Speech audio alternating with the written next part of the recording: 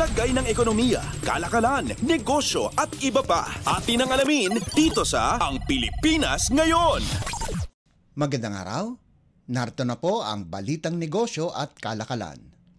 Ipinakita sa huling tala ng Bangko Sentral ng Pilipinas o BSP ang pagtaas ng mga dayuhang pamumuhunan sa bansa para sa buwan ng Hulyo taong 2024 na katumbas ng net inflows na abot sa 1.38 bilyong dolyar.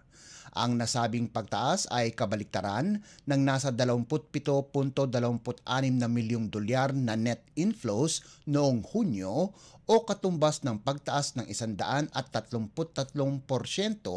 o kabuang gross inflows sa 2.43 bilyong dolyar. Bulto ng mga investments ay inilagak sa government securities sa 71.3% habang ang natitira ay napunta sa mga sektor tulad ng banking, property at transportasyon.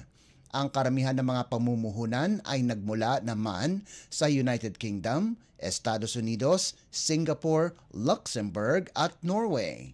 Samantala, bahagyang bumaba ang gross outflows para sa buwan ng Hulyo kumpara ng nagdaang buwan kung saan ang Estados Unidos pa rin ang pangunahing destinasyon ng mga nasabing pondong ito.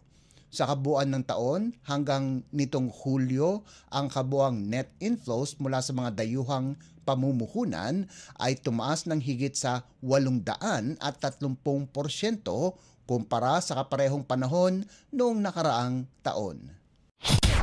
Lagay ng ekonomiya, kalakalan, negosyo at iba pa. Atin ang alamin dito sa Ang Pilipinas Ngayon.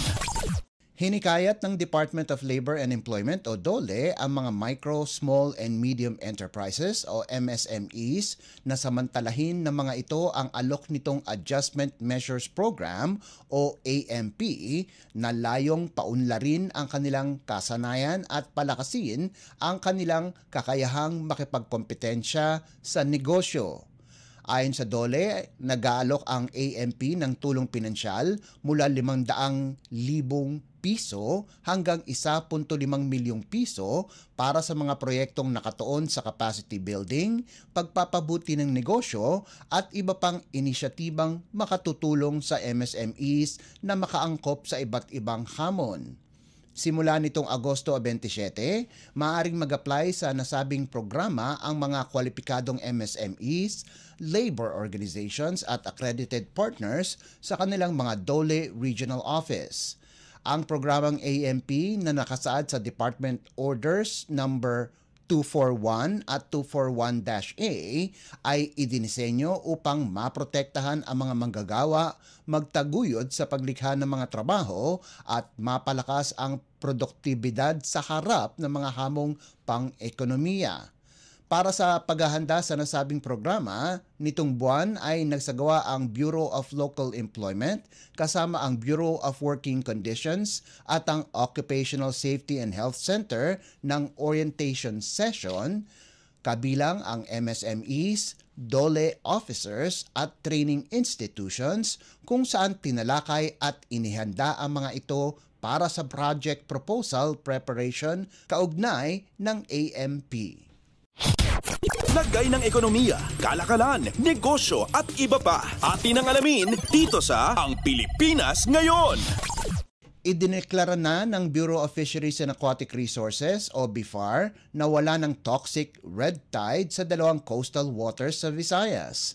Sa inilabas na latest shellfish bulletin ng BIFAR, clear na sa toxic red tide ang baybaying dagat ng Cancabato Bay, Tacloban City sa Leyte at Villarreal Bay sa Samar. Pinapayagan na ang mga mangingisda na maghango at magbenta ng lahat ng uri ng lamang dagat mula sa mga nabanggit na baybaying dagat. Samantala, nananatili namang ban at bawal pang kainin ang mga shellfish sa Dumanguillas Bay sa Zamboanga del Sur, coastal water ng San Benito sa Surigao del Norte, Daram Island, Zumaraga Island, Irong-Irong Bay, Cambatutay Bay sa Samar, Matarinaw Bay sa Eastern Samar, Carigara Bay sa Leyte, coastal waters ng Tungawan sa Zamboanga, Sibugay Province, Maqueda Bay sa Samar at Puerto Princesa Bay sa Puerto Princesa City sa Palawan. Ayon sa BIFAR, positibo pa sa paralytic shellfish poison o toxic red tide ang mga lamang dagat sa nabanggit na coastal waters. Lagay ng ekonomiya, kalakalan, negosyo at iba pa. Atin ang alamin dito sa Ang Pilipinas Ngayon. Bukas na rin sa publiko tuwing Sabado ang mga tanggapan ng Land Transportation Office o LTO sa Metro Manila para sa iba't ibang transaksyon. Sa abiso ng LTO, National Capital Region o NCR, kabilang dito ang kanilang 24 na district at extension offices at 11 licensing center sa buong Metro Manila ay binuksan na rin sa publiko. Layunin ng programa na mapagsilbihan ang mga kliyente ng LTO na Sabado lang may libreng panahon para sa transaksyon. Ang pagbubukas ng tanggapan ng LTO sa NCR ay sinimulan mula nitong nakaraang Sabado, Agosto at 31.